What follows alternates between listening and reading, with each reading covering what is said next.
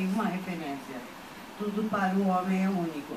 As mulheres, exatamente, a mulher no singular não existe. Porque esse paradigma único não funciona para o caso das mulheres. Então, sempre no plural. E as mulheres, porque elas oscilam e cada uma tem um modelo.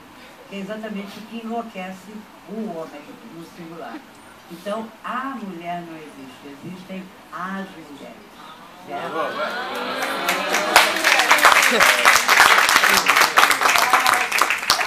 Finge que acredita. Tá bom. Não, mas eu gostei. Dentro desse conceito tem um conceito de multiplicidade, que é a base do pensamento do Deleuze. Eu já gostei disso. Agora eu vou falar de um autor, que modéstia à parte, eu conheço bem, e um amigo aqui que está presente, foi ele que me apresentou, que é o Nietzsche.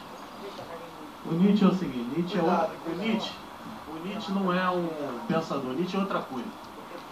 Assim, o Nietzsche, talvez, olha o que eu vou falar, eu trabalho com complexidade, talvez seja o autor mais complexo da filosofia. Só isso que ele é. O Nietzsche criou conceitos famosos como eterno retorno, vontade de potência, transvalorização de todos os valores, que ninguém entende, cita, né? Legal na entrevista, né? Não é legal? O que você está lendo? Estou lendo assim como Zaratustra, o livro do Nietzsche. Então, agora pergunta qualquer conceito de Zaratustra. Vê se a criança sabe. Aí eu me dei o trabalho de ler. Fiz uma coisa que no Brasil não é muito comum. E eu cheguei, inclusive tem uma tese minha, que os 7 selos de conspiração da poesia, no Assim pelo Zaratustra. O Nietzsche deu essa tese para mim de presente, tá lá escrito. Eu superei a poesia alemã. O Nietzsche é um gaiato, né? Tem um livro chamado Gaia Ciência, para provar isso. E ele faz piada, duas linhas que você passa, você lê, ele diz: Wagner é um doente, ele endoideceu a música alemã. Não é normal você ver um filósofo com os nervos à flor da pele igual Nietzsche. Mas eu sugiro pelo menos uma vez na vida, faça isso. Você merece ler o Nietzsche. Pô, ele é um autor brilhante. E o Nietzsche, o Foucault se agenciou o Nietzsche. Por que eu estou fazendo essa digressão com Tomás Pino? Vocês entenderem a história do desenho. O Nietzsche percebeu que não existia o poder. O poder não existe. Todo mundo no senso comum acha que um dia o poder está com alguém, com o Estado, o poder está com uma figura de autoridade. Não existe o poder.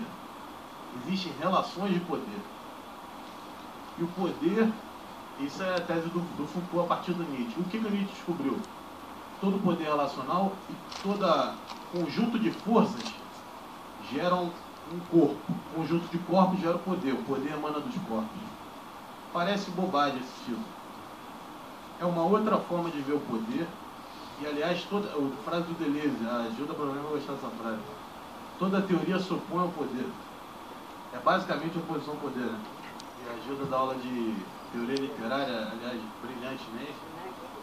Ó, aproveitem a Gilda, hein? Ela vai estar sempre aqui, hein? Aproveitem. Tira o máximo de conteúdo que puder dela. Se ela sair, meu amigo. Voltar aqui. Aí. Não, mas aproveita. Escuta o que eu estou falando. Não, primeiro que a pessoa tem que ser muito corajosa para me botar aqui para falar alguma coisa. Né? Eu sou o cara politicamente correto, já perceberam. Nietzsche diz que todo poder é relacional. Duas forças emergem um corpo. Para o Nietzsche, existem forças. A vida é uma força. A vida não é pensada como forma. Então, há um princípio genético no pensamento nietzschiano. O princípio das forças. Aliás, você lê na obra do Nietzsche, você percebe que se o Nietzsche não tivesse tido a doença, em 1888, que o impediu, um gênio que foi cérebro mole, né? Se ele não tivesse essa doença de origem paterna, talvez ele seria o maior pensador de todos os tempos. Por quê? Porque a teoria das forças dele, ele doente, ele revolucionou o século XIX e todo o pensamento do século XX. Dos 3 grandes paradigmas da cultura, vamos dizer assim, vamos citar o Freud, tem que citar Freud, Marx e Nietzsche, são os mestres da suspeita, né? São chamados pelo pensador francês. Simplesmente, só o Nietzsche está vivo no século XXI. Do ponto de vista da... Ninguém conseguiu abarcar, entender bem o que o Nietzsche fez até hoje. Ele doente. Você imagina o que ele teria feito. Por isso que eu digo que a teoria das forças... E a maior ideia do Nietzsche é a ideia de eterno retorno do mesmo. Quer dizer, é uma ideia que vem dos gregos. Eu cito Mircea Eliade, no seu texto sobre isso. O mito do eterno retorno quer dizer, o universo tem 10 mil anos, o mundo tem 10 mil anos, e tudo que você fizer vai se repetir eternamente. Aí o Nietzsche fala, a famosa frase, e se um demônio se desgraça, e perguntado para você, dissesse para você, você vai viver essa vida atual eternamente. Você o contemplaria como um Deus, ou você o criticaria violentamente como um demônio? É uma questão ética, por excelência, porque se você não gostou dessa notícia, é sinal que a sua vida não é como você imaginou. Então, a primeira coisa que a gente tem que fazer é mudar isso. Mas a gente tem que se confrontar com essa questão, isso é importante. Poder, todo poder é relacional. O poder emana dos corpos, dois corpos geram poder. Aí você vai falar, mas por que existe um Estado? Isso aí eu teria que citar uma tese deleuziana que diz que os vivos possuem instinto, certo? Uma ameba tem um instinto de preservação. O homem também. Só que o homem não possui um instinto no sentido animal. Ele possui inteligência e memória. Os animais possuiriam essa matéria do Becker. Instinto e aprendizado. Certo? O homem, por não possuir instintos, ele cria instituições. Vamos pensar algumas instituições aqui. Família. Para quê? Para que a família serve? Meu instinto sexual. Eu tenho que ter uma esposa, né? Eu crio a família. Eu preciso aprender, né? Eu crio a escola. Eu preciso trabalhar, né? Preciso ganhar, então eu crio a fábrica, e etc. Só que o Deleuze diz uma coisa interessante. Tem um poder que não bate em nenhuma necessidade minha. Qual poder é esse? O Estado. Eu vou dar notícia, eu acho que vou dar em primeira mão essa notícia, manchete, né? Extra. O Estado não serve para nada. Escutem essa frase. Capitão Nascimento. Estratégia do grego. O Estado não tem função. Aí vocês vão me perguntar, peraí, não, você está exagerando, cara. Quem é que vai governar o nosso Estado? A Dilma? Não. Quem tem função é o governo. O governo dirige. Governa. Agora, o que o Estado faz? O Estado, diz um autor que eu gosto, que ele é polêmico, chamado Max Stirner, um livro chamado O Único e Sua Propriedade. Olha a tese dele, que interessante. Todo homem é único. Por que eu vou me sujeitar a um Estado? O Estado, segundo ele, é uma abstração criada por algum poder legislador sobre mim. Aí ele começa o livro assim: fundei minha causa sobre nada. Minha causa não é a causa de Deus, é um poema do Schiller. Minha causa não é a causa de Deus, nem a causa do homem, nem a causa do Estado, nem a da família. Eu sou único, e a minha causa é única. Quer dizer, o Estado, na verdade, eu poderia dizer isso, Gilda, você concordaria que o Estado é o superego dentro da gente? Com certeza. O Estado é o superego, é a moral. O superego tem uma história interessante. Olha o Freud aí, ó. Não, mas ele, pro bem e pro mal, né? Ainda bem que ele Aí eu não vou te contar uma gosta. história engraçada, então, já que você citou ele. O Freud descobriu uma coisa. Toda vez que eu falo, eu estou falando de desejo, hein? Eu tô no mesmo tema. Por incrível que pareça. Toda vez que você fala em desejo, você tem que falar de lei. Por que tem que falar de lei? A lei é o que impede que o desejo emane. Por exemplo, se você tem na sua casa um pé de goiabeira e seu pai coloca uma placa, é proibido comer goiaba. O que está acontecendo ali naquela casa? Simplesmente tem alguém naquela casa que quer comer goiaba. Certo? Só faz sentido eu colocar uma placa, é proibido comer goiaba? Certo? Se alguém quiser comer goiaba. Qual é a historinha que a gente vai tirar disso? O Freud tem um livro chamado Totem e Tabu, né? Inclusive hoje o Walter de Andrade fala: a grande ambição do desejo é transformar tabu em totem. Frase hoje o Walter de Andrade.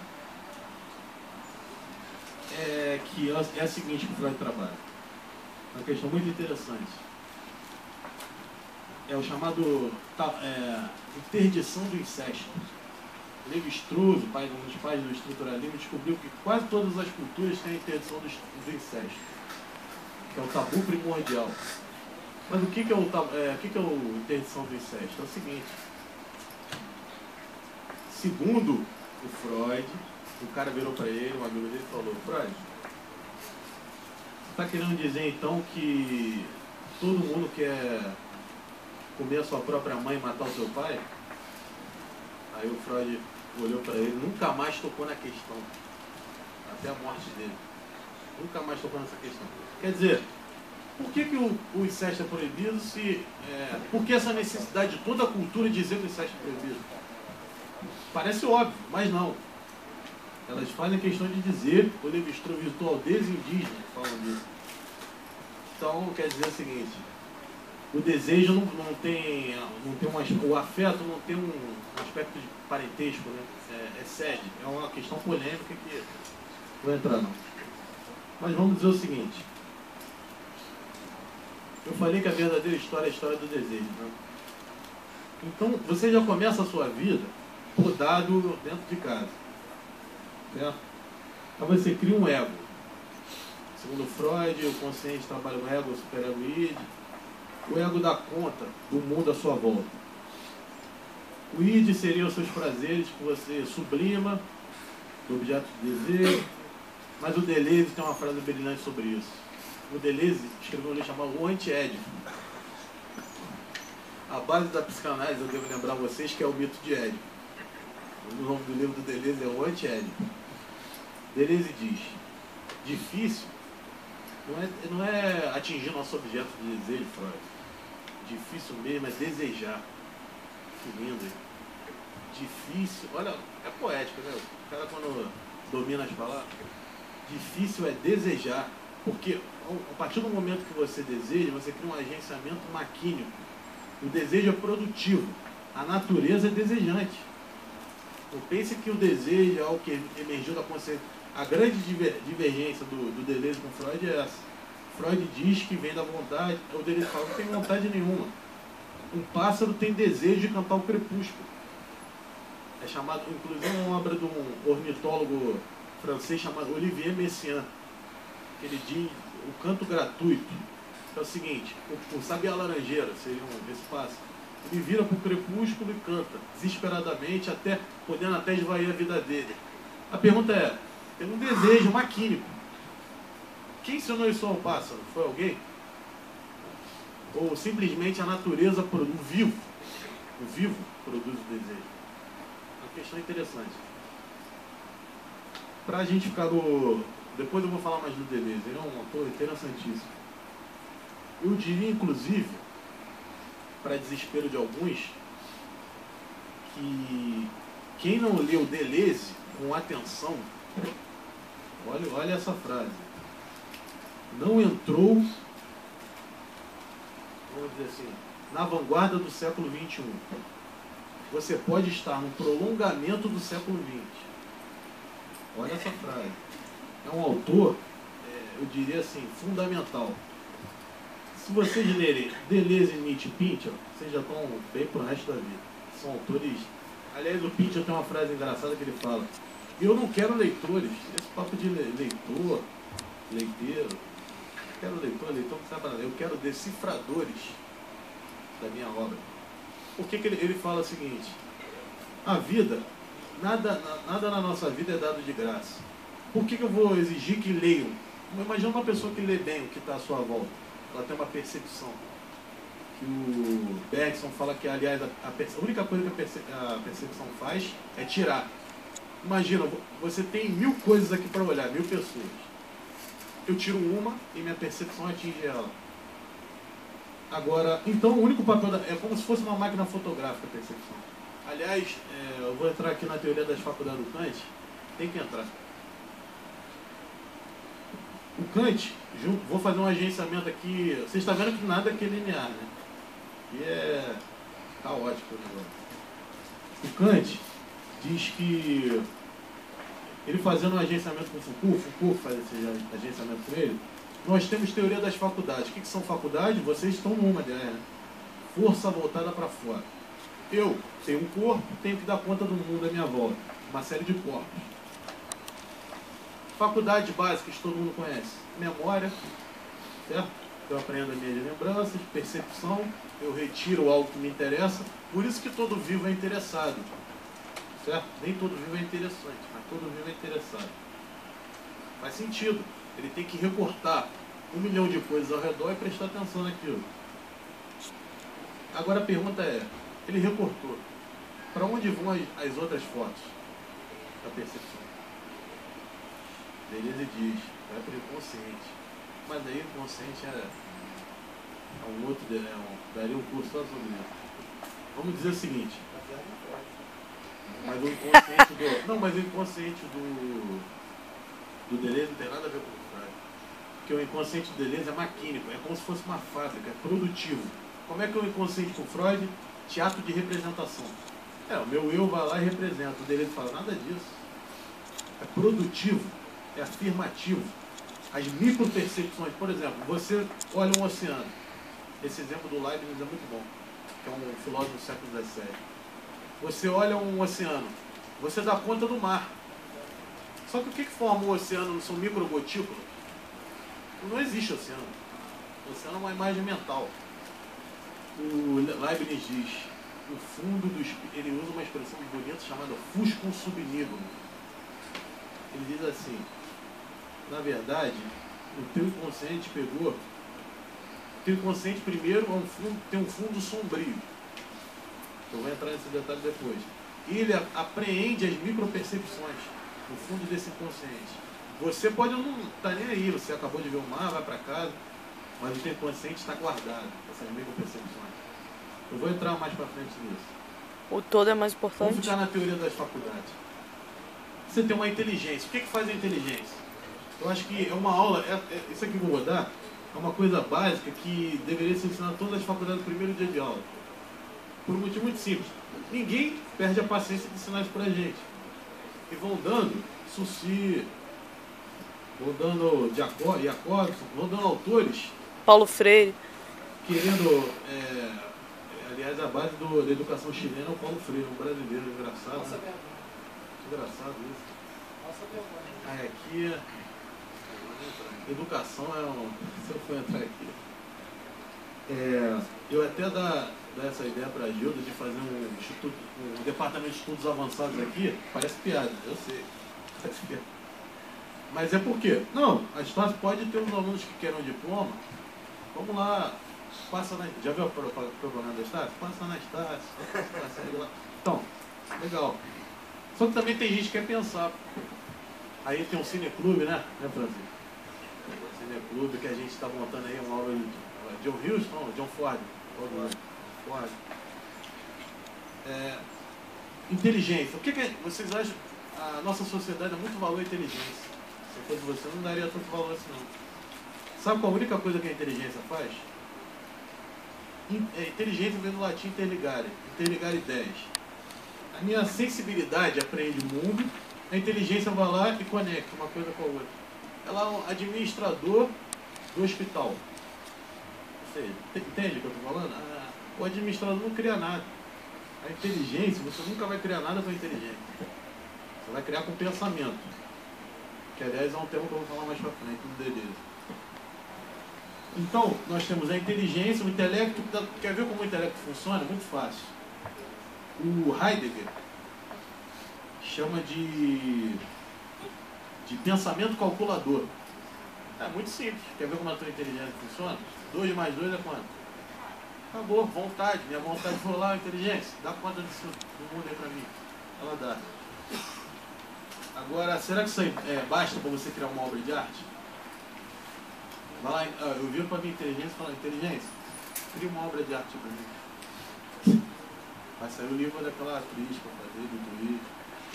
Entendeu? Não, o que ela fez? Ela fez exatamente isso. Pegou a ideia dos outros, interligou. Paulo Coelho. Não vai criar nada. Paulo Coelho também. Não adianta, não adianta. Tem até uma frase, eu tenho um amigo da Gilda, que é o... A Gilda tá aí? Que é o Arnaldo Antunes, né?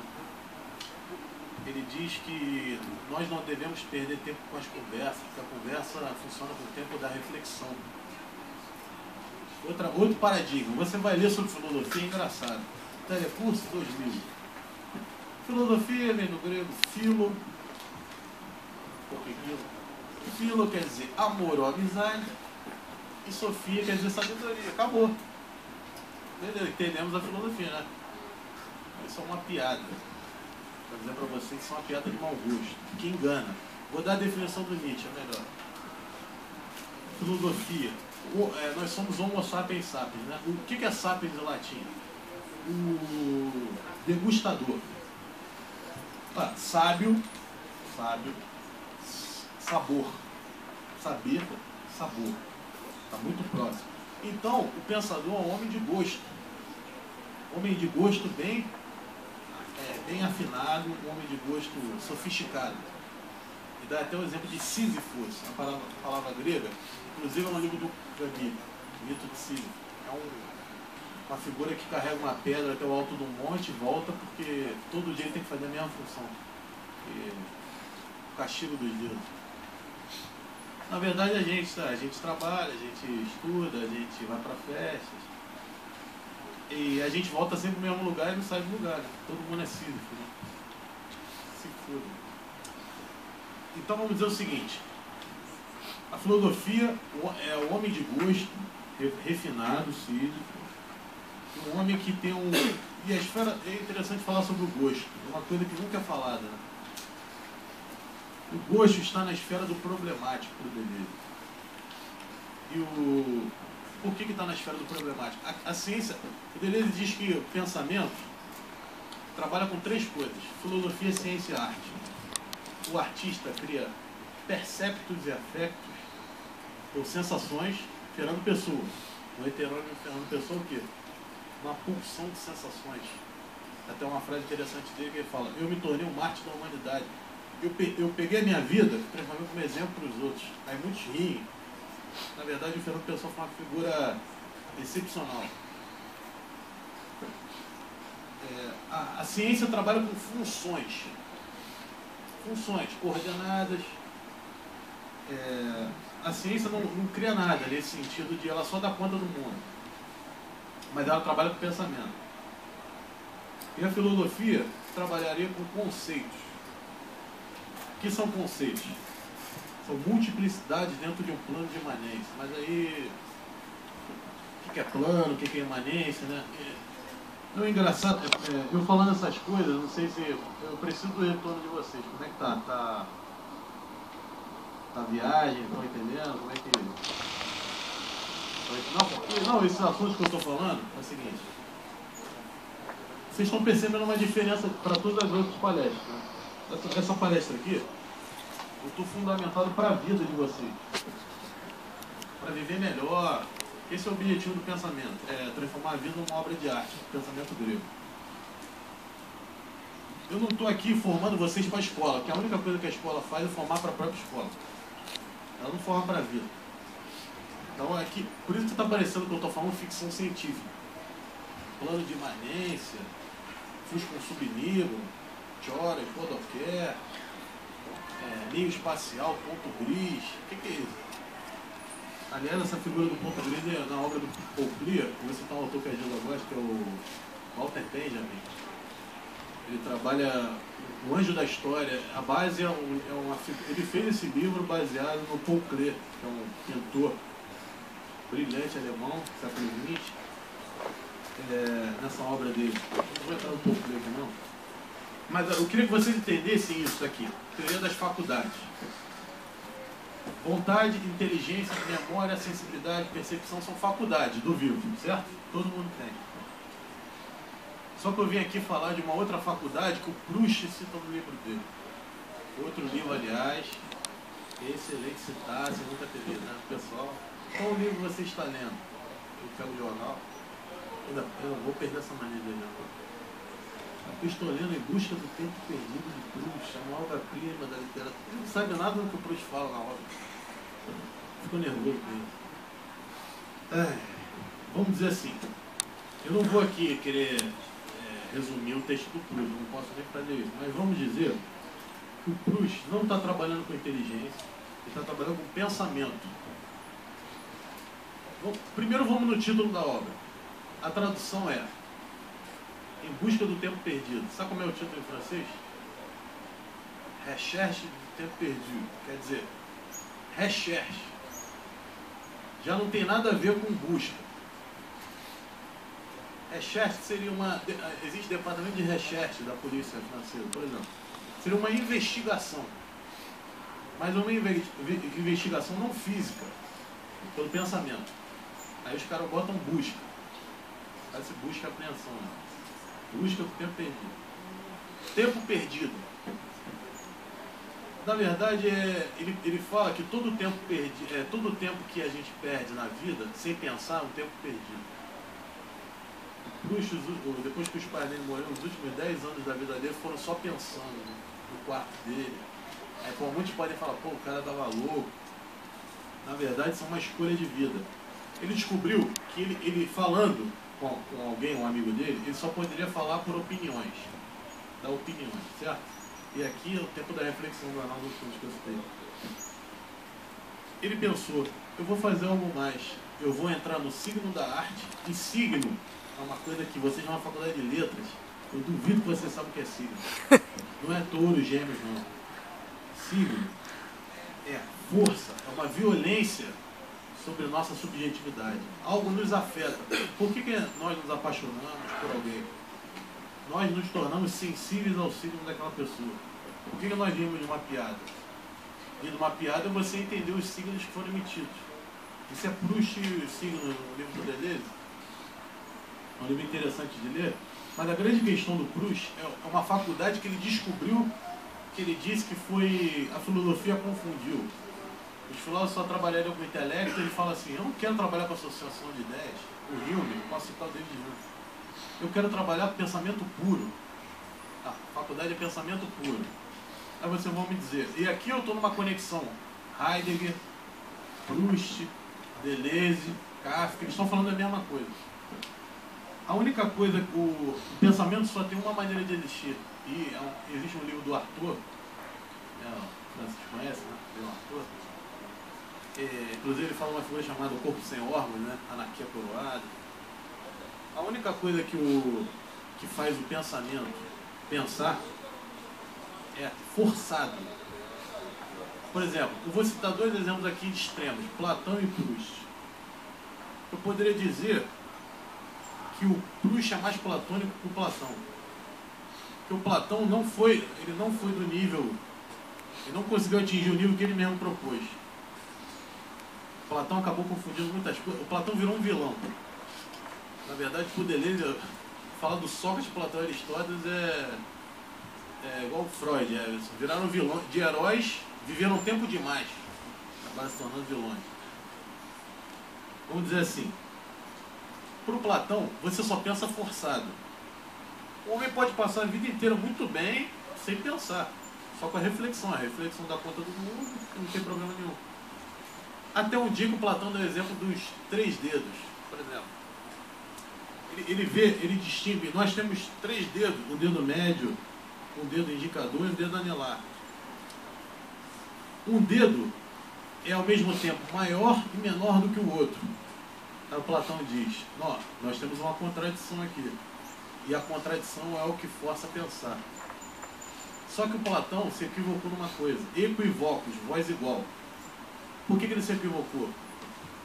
Porque ele disse que basta você resolver a querela, a questão, você volta para o tempo da reflexão. Platão.